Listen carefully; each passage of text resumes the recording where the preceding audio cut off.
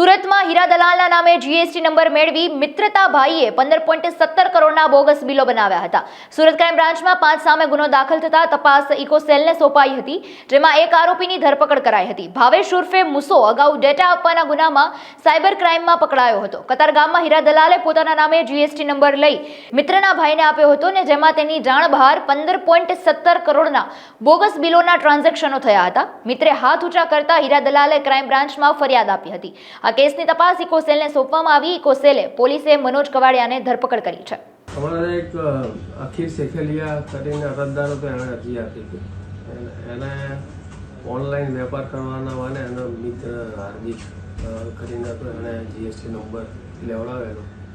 પછી GST number એણે એનો પાસવર્ડ આઈડી એની જોડે રાખી લીધો અને વેપાર કરવાની વાત કરેલી.